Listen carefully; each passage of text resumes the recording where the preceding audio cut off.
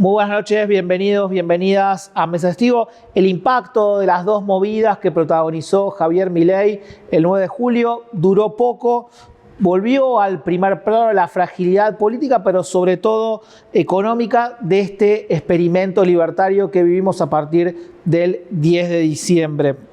Es cierto que Milei consiguió una victoria simbólica no menor. La semana pasada logró que 18 gobernadores, sobre un total de 24, viajen hasta Tucumán para firmar los 10 puntos del llamado Pacto de Mayo, que se terminó haciendo en julio, pero Milei consiguió esa foto que estaba buscando. Algunos de estos puntos son más bien de sentido común, ya están en la Constitución, como la cuestión de la inviolabilidad de la propiedad privada. Otros que reflejan más la mirada de Milei que el consenso más extendido en la sociedad argentina. Fue una especie de misa libertaria con mayoría de agnósticos que quieren ver para creer que lo que firmaron se vaya a materializar. Ahora, la mayoría de los gobernadores, Puyaro dentro de ellos, fue sobre todo para no desairar a Milei, más que nada por un compromiso más institucional que por adhesión al contenido de esos 10 puntos. Los gobernadores de alguna forma tienen que surfear entre dos mandatos que están en tensión. Hay un primer mandato que tiene que ver con representar a un electorado que mayoritariamente sigue confiando en Milei, que tiene expectativa de que esto va a andar bien, que pide a los gobernadores que lo acompañen, que no le pongan palos en la rueda. Otro mandato tiene que ver con gestionar sus propias provincias. Esto implica la necesidad de contar con recursos suficientes para justamente poder gestionar. Milei es un presidente que justamente no se caracteriza por su generosidad con respecto a las provincias, más allá de que la negociación de la ley base, el paquete fiscal, abrió un poco la billetera para conseguir los votos que estaba necesitando en el Congreso. Ahora, ¿cómo gestionan los gobernadores esta tensión? Bueno, cerca de Puyaro plantean una respuesta. Dicen, acá hubo un cambio cultural que tiene que ver con defender la producción, el federalismo y la austeridad. Dicen, eso es lo que estamos haciendo en Santa Fe con determinadas políticas, y en la medida que el presidente se corra de este mandato, que también lo involucra a él, que también lo obliga a él, bueno, estamos autorizados, estamos habilitados para entrar en la escena nacional y confrontar, diferenciarnos, pelear.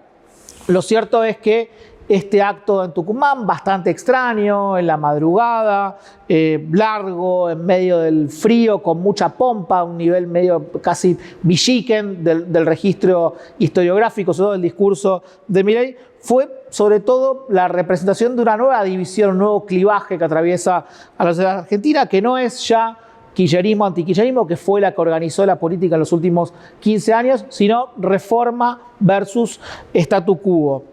Ahora, Milei todavía no logró concretar, bloquear una nueva mayoría o un nuevo bloque de poder. Se habló mucho del destrato de La Libertad Avanza, del entorno de Milei hacia Macri, que lo hicieron volver de Europa para firmar el pacto, y al final terminó firmando el libro de invitados a que firman otras personas, pero no el Pacto de Mayo, que era justamente lo que le habían prometido a Macri que iba a poder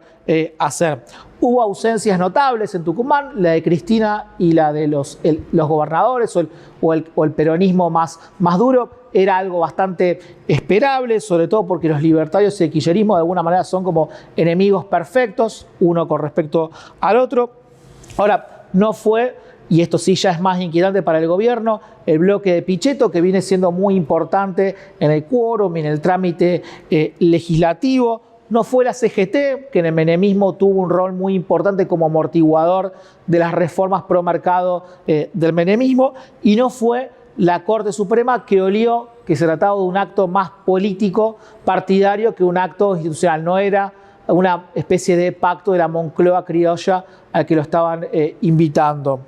Ahora, esta es la Corte que tiene que resolver las disputas entre la nación y las provincias, y un fallo a favor de las provincias con causas que involucran cientos de miles de millones de pesos puede pegar bajo la línea de flotación del programa económico del gobierno. Es la Corte que es una especie de bar constitucional de las reformas de Milei, que juegan al fleje dentro de lo que es la constitucionalidad de la inconstitucionalidad, y es la misma Corte la que Milei está jugando fuerte, tratando de romper esa mayoría vigente hasta ahora con el ingreso del polémico juez Lijo en el máximo tribunal.